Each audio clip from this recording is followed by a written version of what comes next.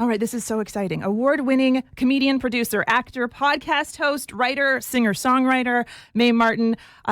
Your debut album just came out. I know. I'm a TV. How are you doing? I'm really... How am I doing? I'm doing very well. I got here last night, landed in Toronto. I slept. I'm just super excited. I keep refreshing like how many streams I'm getting on the album. I'm excited by it. Yeah. I love this. It's been so fun to follow along. Again, the album just came out. Yeah. And you played your first, well, it's not your first show, but I guess your first of this tour, right? What's so weird is it felt like my first ever time on stage, and I've been doing stand-up for like 25 years or something, and I thought that would translate to not being nervous, but I was like quivering. I was so scared because it's so I don't know, it's a different energetic exchange with the audience, and there's so many more moving parts and tech and guitar stuff, but I had the best time. It was real like wish fulfillment stuff. I love this. And now you're back in your hometown, but you've also lived kind of elsewhere for so long. Yeah. And I'm kind of curious because, you know, even the 2003 garbage strike got a nod on the record. Yeah. Yes. So what is it like to prepare to have this Toronto hometown show? It's exciting. I think, out of everything I've done, that the album feels particularly Canadian to me and nostalgic in that way. And yeah, obviously it's in your teens that you fall in love with music in a real way for the first time and feel like you're in a music video all the time. So I was definitely tapping into that Toronto teen version of myself. So yeah, it's going to be great. Tons of old camp counselors coming to the show and old friends and the Darcys who helped produce the album. Jason went to summer camp with me here. Mm-hmm. So yeah, there's a lot of nice, warm nostalgia. Is Katie Anderson coming? Great deep dive reference. You know what? Yes, she is. Yes! Katie Anderson is my camp counselor icon of my past, who's like a celebrity to me still. And she used to drive the water skiing boat and wear Oakley sunglasses. I don't know if she'll be wearing the Oakleys, but she's going to be there. That could be a great merch item. You're right. Just free idea. Yeah, you're so right. I love the fact that nostalgia comes up a lot. Of course, you're a very tender and vulnerable performer in general. Thanks. What about kind of going back helps propel you forward? Great question. It takes me a while to process things, and so there has to be a gap between the experience and being able to write about it or process it. Like I couldn't write about what's going on with me right now, probably, because I don't know how I feel about it, you know? But yeah, they're definitely being able to narrativize or kind of organize your past experiences is helpful, but it's also not therapy. Like I always tell, because people are always like, oh, it must be therapeutic to, you know, air these grievances or these painful things. And it's like, oh, I don't know. I think you got to go to therapy as well. Fair. I appreciate that. I do appreciate that. Yeah. It is nice to know, though, that you were kind of reconnecting to your Toronto teen self. Very much so. And yeah. Can I ask, was this a pandemic record? Was this like, I know that the story says you go to LA and you're kind of alone in a room with your guitar and your thoughts. But when did you have that amount of time? No, well, in the pandemic, I made a show in England called Feel Good, and I wrote one or two songs, but no, it was really just moving to LA and being out in this kind of expansive space by myself and with instruments around me and nice sunsets, and I had a nice balcony, and I felt very starstruck by LA and also very North American, like having been in England for 12 years. It was so nice to be around like earnest North Americans, you know? Yeah. So I think that's where it came from. I love that. Yeah, the pandemic was very much making that show feel good. That came out of the pandemic for sure. I wanted to ask about the fact that your record's 31 minutes. Is it? Yeah. I never timed it. Well, that's what Apple Music told me. Okay. But I'm thinking about your live show. Yeah. I mean, you're going to have a longer set than that. Yes. Yeah. So can I ask about what you are bringing along to the set?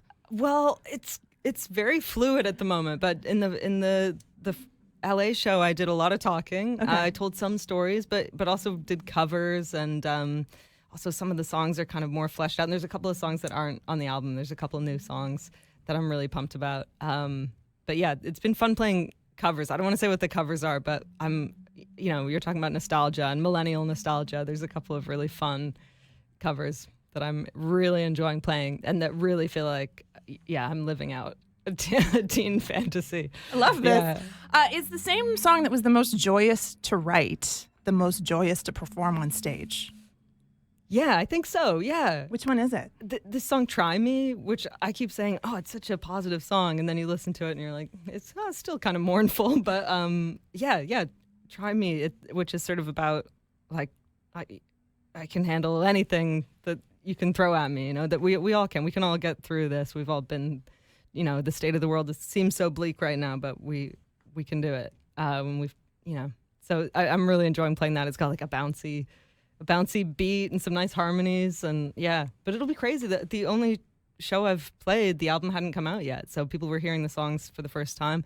I'm hoping that at these later shows people will know some of the songs. That would be great. Oh, for sure they will. Yeah, that'd be amazing. I have to say "Try Me" is my favorite song on the record. Really? Mm-hmm. Oh, great. There's also a little, and I don't want to say, like, there's like a UK lilt in the. Oh, really?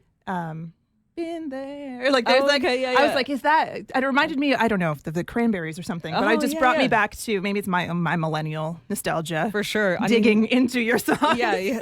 There's definitely some Beatles-y stuff in there. It's funny what comes out. All the influences, I'm sure, are really obvious. Yeah.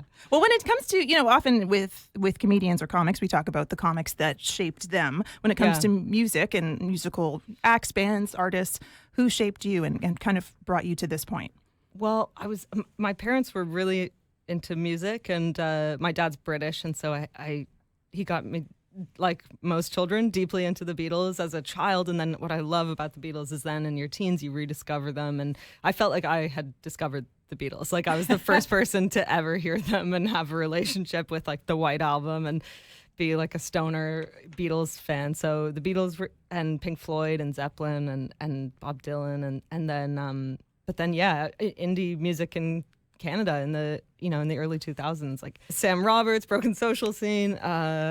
And then Elliott Smith was huge for me. And I feel like you say Elliott Smith and people think like this, sad little person with a very folky sound, but actually his arrangements are so fleshed out and melodic and Beatlesy, and there's so much joy there. And so, Elliott Smith he's my guy. Isn't there a connection between a spot in LA where you do comedy and Elliott Smith? Yeah, that was huge. I landed in LA and started doing shows at Largo, and his piano's there that he played on Baby Britain, on the album XO, and there's all these photos of him backstage playing, and so there's a really deep connection to him in that space. And so I started doing Elliott Smith covers usually with like a musical guest, and that was the first time I played music in front of anyone before, ever.